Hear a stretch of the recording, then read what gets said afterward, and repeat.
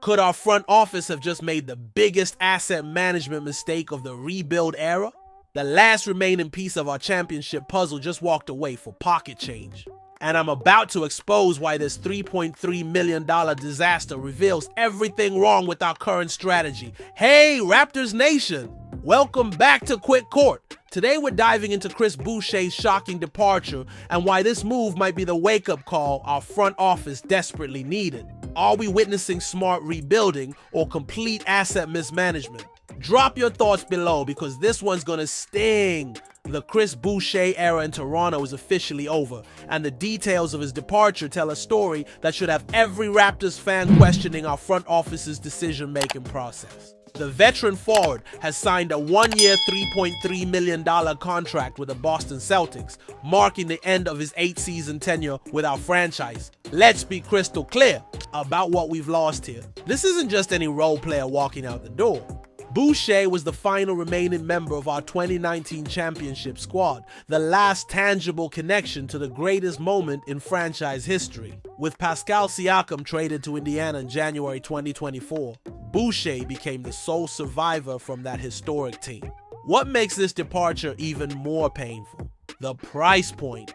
We're talking about a guy who averaged 10 points and 4.5 rebounds per game last season in 17. 2 minutes across 50 games, and he's walking away for just $3.3 million. That's veteran minimum money for a player who has consistently proven he can contribute to winning basketball. Do you think this signals a complete youth movement, or are we watching asset mismanagement in real time? Because the numbers don't lie about what Boucher brings to the table. Throughout his Raptors career, he averaged 8.9 points per game and 5.1 rebounds per game across 406 games with the franchise. Jack Armstrong's signature bonjour calls became synonymous with Boucher's thunderous dunks and clutch three-pointers. We're talking about a 6'9" forward who could stretch the floor, protect the rim, and bring that championship experience that you simply cannot teach.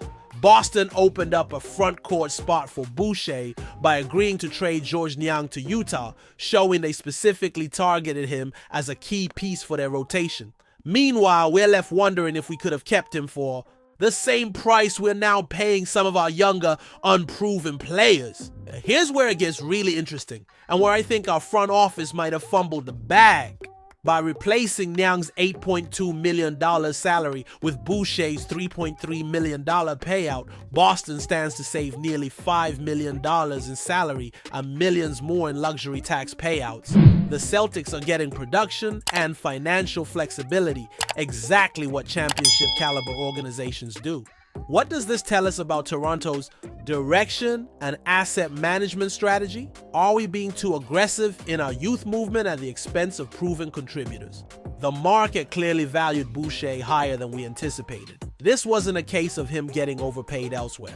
This was veteran minimum money for a guy who can still contribute meaningful minutes to a contending team. Boucher is clearly hungry for postseason success after years of playing for a struggling Raptors team, and that motivation is now benefiting our division rivals. Let's talk about the bigger picture implications. We spent most of last season developing Jonathan Mogbo, Jamison Battle, and other young pieces while Boucher's minutes fluctuated wildly. He was even benched for the final stretch of the season as the team prioritized youth development over his veteran production. Were those development minutes worth losing a veteran who could help us compete this upcoming season? Because if we're truly trying to be competitive rather than tanking, losing rotation quality players for minimum salaries feels counterproductive. The financial aspect stings even more when you consider our salary cap situation. We're paying big money to Scotty Barnes, RJ Barrett, Emmanuel Quickley, and Jakob Poeltl. If we're committed to being competitive with this core, wouldn't a veteran like Boucher at $3.3 million provide exactly the type of reliable production and championship experience we need? Are you starting to see the pattern here? This feels like another case of our front office potentially overthinking the rebuild timeline. Boucher will compete for minutes at both the power forward and center spots for the Celtics, filling exactly the type of versatile role that championship teams covet. He's not just depth, he's proven playoff caliber depth with championship DNA. The sheer developmental argument only holds water if our young players are clearly ready to surpass Boucher's production. But watching guys like Mogbo and Battle last season, while they showed flashes, neither provided the consistent impact that Boucher delivered even in his reduced role.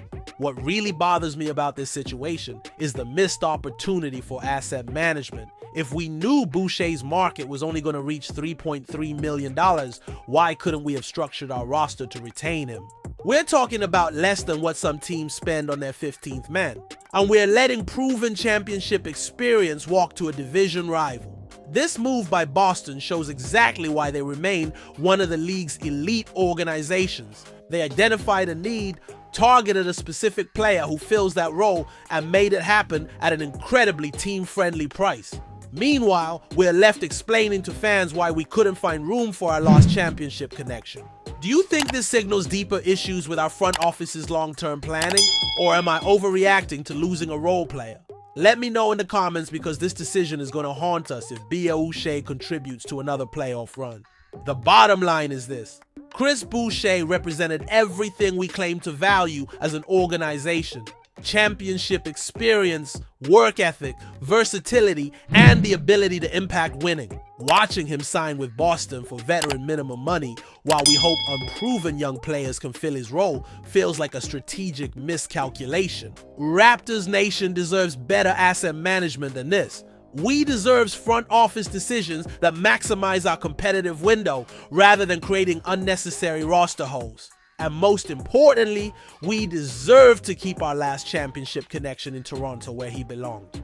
This Chris Boucher signing perfectly encapsulates everything frustrating about our current roster construction approach. We're letting proven contributors walk for minimum salaries while hoping unproven youth can replace their production. That's not championship level thinking, that's wishful thinking. If you're as frustrated as I am about this asset management, smash that like button and let me know in the comments if you think we could have kept Boucher in Toronto. Make sure you're subscribed with notifications on, because we're going to be tracking every move this front office makes, and trust me, there's going to be plenty more to analyze. Until next time, keep that Raptors pride strong, but don't be afraid to demand better decision making from our organization. This is Quick Court signing off. We'll catch you on the next one. Raptors Nation.